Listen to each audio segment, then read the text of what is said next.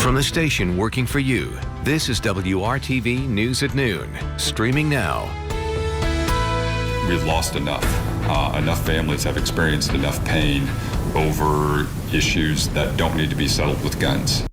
Breaking news this midday, the teenager accused of the weekend gunfire that led to the city's worst mass shooting in more than a decade now faces charges, and he could spend the rest of his life in prison if he is convicted. Good afternoon, I'm Lauren Casey. The news breaking just about an hour ago that the 17-year-old suspect in this mass shooting will be charged with murder as an adult. Raymond Childs III faces numerous charges, including 6 counts of murder. Our own Troy Washington was at that news conference held by the Marion County prosecutor, and she joins us live this midday with more on what investigators believe led to this tragedy. Troy, good afternoon. Good afternoon. Now, we're learning that this may have all started from an argument between father and son. We're told that the son may have stayed out a little late or left the home without permission the night before, and that's what may have set Childs III off and brought him back to the home. Now, that account comes from a sibling who survived the gunfire and was able to lead investigators straight to his brother. Now, even today, the prosecutor is saying that this is still very heartbreaking. You think about that family and what they were anticipating. I mean, the baby was due in a week. I've got 2 young kids myself, and when you think about the fact that that family was preparing for the birth of a child, that was probably going to be the best day in Miss Hawkins' life, and something that she'd been looking forward to, and something that her entire family had been preparing for, and that's taken away from it. Not only is it taken away, but you're also dealing with the loss of everybody else's life. I mean, it's just, it's horrible. Now, although those charges will be filed in adult court, they're not seeking the death penalty, but life without parole is a possibility. Now, Childs III will face a judge for the first time virtually today at 1 p.m. Reporting live downtown, Troy Washington, WRTV. Troy, thank you. Let's take a look back now at the timeline of the city's worst mass shooting in more than a decade. The first Metro police officers arrived on Adams Street within 2 minutes of the first 911 call, just before 4 o'clock in the morning this past Sunday. The caller reported a juvenile with a gunshot wound asking for help. The juvenile was able to escape from a nearby home. It was inside that home before 5 a.m. that police found 5 bodies at 35th and Adams. A pregnant woman was among them. She was rushed to the hospital where she and her new unborn baby died. The teen suspect was arrested Monday morning. And today, Ronald Childs III now faces charges as an adult for murder. Metro Police Chief Randall Taylor also issuing a statement about the charges. He says in part, quote, "Our focus should remain on remembering the lives of those taken from us too soon and doing everything we can to rally around the surviving victim as he must come to terms with an unimaginable loss," end quote.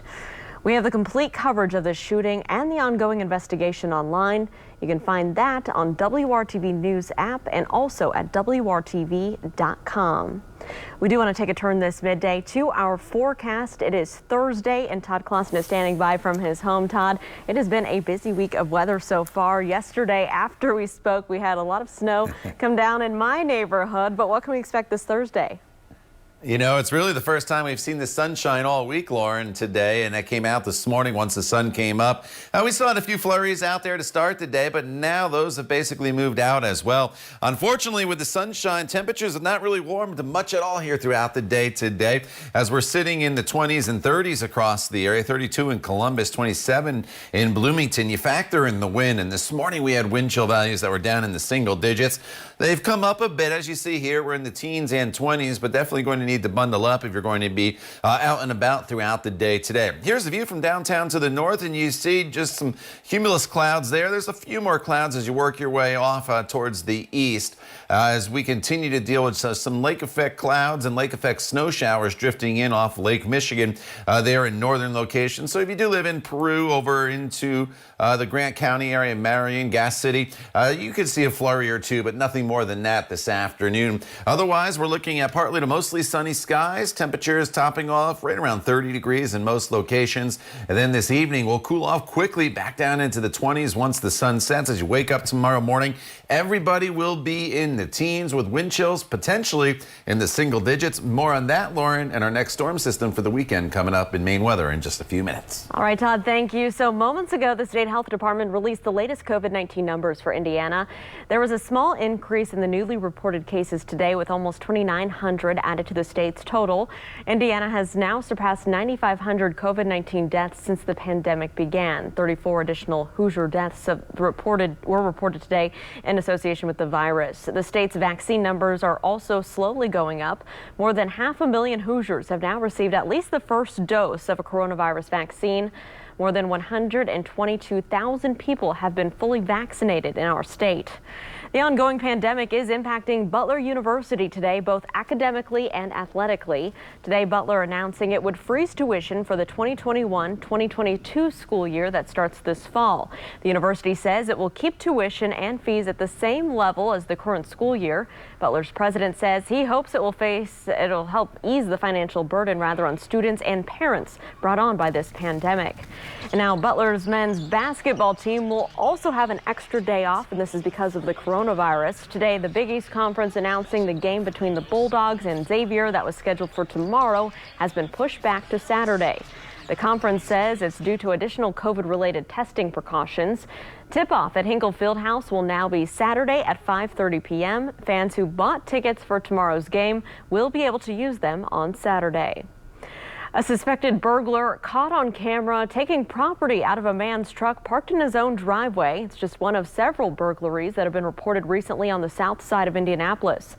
Nathan Martin says that his work truck was loaded with thousands of dollars worth of tools at the time of this break-in. There's also other security video showing another possible burglary, but right now police say it's hard to tell whether all of these incidents are connected. Walked right up to the back window, shoved something in, broke the glass, looked around a little bit to see if anybody woke up or moved, and then proceeded to unlock and open the door and grabbed tools, made 2 trips, grabbed tools, took them to his car, and sped off. Well, IMPD says it's a reminder to keep your vehicle doors locked and your car alarms activated, as well as making sure that your exterior lights on your home are working. They also want you to know that you can request a patrol by contacting their non-emergency line 317-327-3811. Well, if you've been lucky enough to get your coronavirus vaccine, you may be wondering if that means you can ditch the mask the next time you go out. Coming up, we hear from doctors who say you still need to mask up for a while, even if you get the vaccine. Todd. And as we go throughout the afternoon hours, we're going to enjoy some rare sunshine across the area. I've been hard-pressed to find it so far this week. We get it here this afternoon, and we have sunny skies for the day tomorrow. But then our next storm system heads our way. We'll break it all down for you coming up in your WRTV Storm Team Forecast.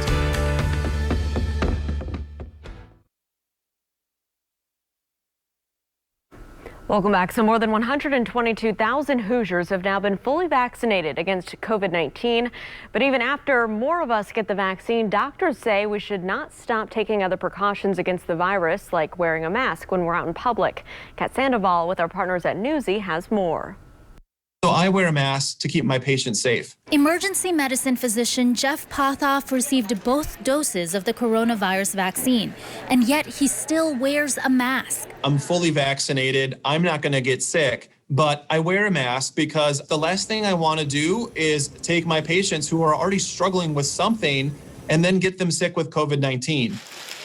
Both Pfizer and Moderna's vaccine clinical trials found they were about 95% effective in preventing symptomatic and severe COVID-19 infections. But the studies didn't measure whether a vaccinated person is less likely to infect someone else. But we don't have any good experience about whether or not it provides the kind of immunity in your nose and in your mouth that will keep you from getting a low-grade sort of transient infection with COVID in those spots that you might still be able to to pass on to other people. So until studies come out to prove that's not the case, mask up, says the CDC. This vaccine is mostly to protect you and not really to protect other people. So you still need to put that mask on. There are also a lot of unknowns. With the vaccines, we know that there is protection offered up front, but we don't know how long that immunity will last. New COVID-19 variants could also change the effectiveness of the vaccines. Vaccination is happening slowly.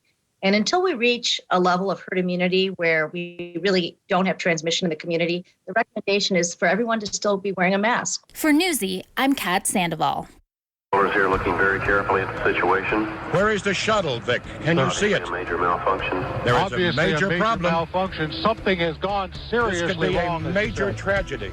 Well, it was indeed a major tragedy that we remember 35 years later. Next, we're going to take a look back with a Hoosier who was almost aboard that flight. And let's take a live look outside. You can see the sunshine Todd was talking about here across the Circle City. He'll break down our full forecast ahead and look ahead to your weekend. It's all coming up here on the news at noon. See you then.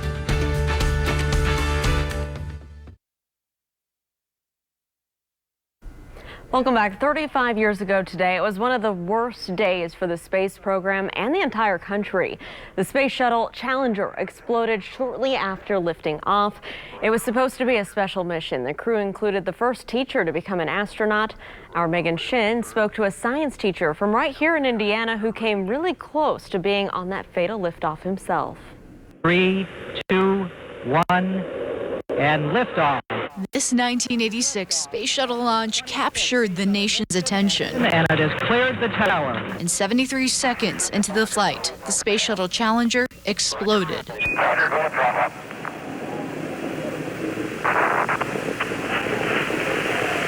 When that terrible tragedy occurred, it was like we knew something happened, we just couldn't accept that it happened. It's the nail-biting moments everyone who watched it remembers. 35 years is a long time. Indianapolis teacher Rick Crossland especially remembers the moment. To me, it just seems like it was yesterday. We remember Rick like it was yesterday. WRTV interviewed him as he applied to go on this space mission. I remember when Reagan announced the Teacher in Space program. I had already written like 5 letters to NASA. A bunch of teachers had, because teachers are crazy. We like to live what we teach. And the students wrote for you too. Yes. I think he deserves to go in space because he's one of the best teachers. And this science teacher from Wayne Township Schools was chosen as the alternate for the state of Indiana. Downrange distance 7 nautical miles. When it happened, did you think that could have been me? Before I could think that, everybody who loves me and knew me called me up and said, I am so glad, Rick, you've got so many things, but God has done something for you. Mission, and it has cleared the tower. Instead, teacher Krista McAuliffe and 6 others were on board the Challenger. None of them survived. When you think of Krista McAuliffe, what do you think of? She was like everybody's teacher and everybody's mom. She had a perspective of what this meant. So she was representing all of us. McAuliffe's death brought mixed emotions to Crossland's mission as an educator. Really, it was a changing point for me because I rededicated myself to help teachers. And that's been my life, both kids and teachers and science education. And he taught all right. After the explosion, Crossland started giving presentations at universities and diving into how the Challenger worked. I've used this with hundreds and hundreds of demonstrations. He, like many others, tried to wrap their heads around what went wrong. There was nothing anybody could have done for this one. It just stopped. And Crossland hasn't stopped. He teaches at every school in the district. His lessons help teachers teach and connect students to science. Push, man, come on. And I tell them, we will see a woman walk on the moon. I will see that before I die. And it could be you. Now, 35 years later, Crossland reflects on the explosion that could have ended his life. What do you hope people remember about the Challenger? There is a risk to discovery. Science is the way we do that. And through science, I think that we can make our world such a better place. Megan, thank you. Well, a years-long investigation found that the O-ring seals used in the solid rocket booster failed during that liftoff. So when Megan asked Crossland if he would go on another space expedition, he says that he'd go tomorrow, but that he wants others to go instead because they can do more with the information they collect in space. So a great account there, and I'm so glad we talked to him today, Todd. And you were live. You remember watching that on TV. Yeah, I was in elementary school, and I remember because there was a teacher on board that was going up into space, our teachers gathered us around to watch on TV, and then unfortunately that happened. And then at night, I remember sitting with my parents watching Ronald Reagan addressing the nation. I think it was about 5 o'clock that evening from the Oval Office. So hard to believe that was 35 years ago. All right, here in central Indiana, Lauren, finally some sunshine in the forecast. Here's a live look from IMS back towards downtown Indianapolis. And just a few fair weather clouds. It's really a pretty picture with that little bit of snow on the ground there. But unfortunately, the temperatures are really chilly all across the area. We are currently sitting at 28 degrees. The wind's not super strong, thankfully, but it's still enough to factor in a wind chill value right now of 21 degrees in Indy. Everybody's temperatures, with the exception of a couple 30s there, are still in the 20s, 25 in Crawfordsville, 29 in Martinsville. And as far as the wind chills go, still some teens there in Lafayette and Terre Haute. 16 is what it feels like in Peru as well. The sunshine helps things. I stepped outside a little while ago, and some of the snow, especially if it was in the sunshine, was melting away, so that is good news. Highs today go up a couple degrees from where we are right now. We're not going to see much more in the way of warmth coming our way, but we will keep the sunshine for the rest of the day. That is the good news. Now, this morning we still have a few snow showers and a couple flurries, and you still see the cloud cover here across northern Indiana and then on the eastern side of the state. This is part of just some lake effect snow showers and also clouds. They should continue to diminish, but for those of you on the far eastern side of the state and up towards Muncie, unfortunately, you just have a little more in the way of cloud cover here, and the skies aren't as bright as the rest of central Indiana. Overnight tonight, with the clear skies and the calm winds, temperatures go all the way down into the teens across the area. Wind chills tomorrow morning probably in the single digits, so it's a very, very cold start to our Friday. But the rest of the Friday, we warm up fairly quickly with the sunshine back into the mid to upper 30s tomorrow.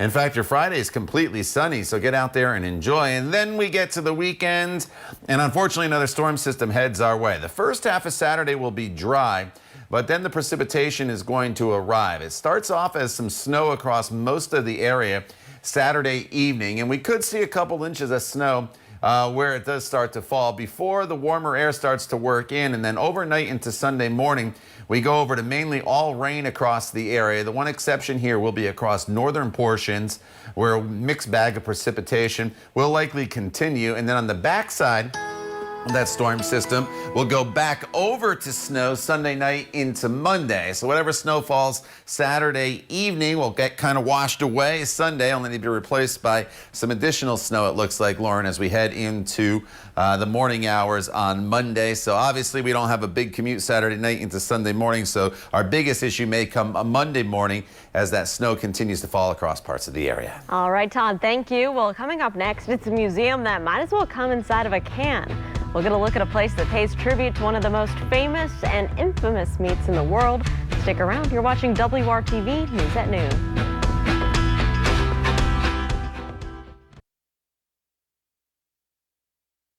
Spam, spam, spam, even spam. Spam, spam, spam, spam, spam, spam. They clean spam, spam, spam, and spam. Well, Todd, if spam is your thing, this could be your next big travel destination here. There's a spam museum in Austin, Minnesota. That's about 2 hours south of Minneapolis. Austin is the home of Hormel Foods, which invented spam back in 1936. Now, Todd, I've never had spam. That's my confession. That doesn't surprise me. That doesn't surprise me. I eat a lot of things, but I am not a fan of the spam. Okay. So I probably will not put that on my travels, but I'd love to go to some of those beautiful lakes in Minnesota and do a little fishing. Yes. So Minnesota. we'll leave the spam to the spam people. All right. 35 with sunshine tomorrow. Should be a nice day. And then we get a wintry mix Saturday evening, going over to rain on Sunday, and then back to snow, Lauren, on Monday. Todd, thanks. And thank you for joining us and making WRTV your choice for news. Come back here and join us for the news at 5.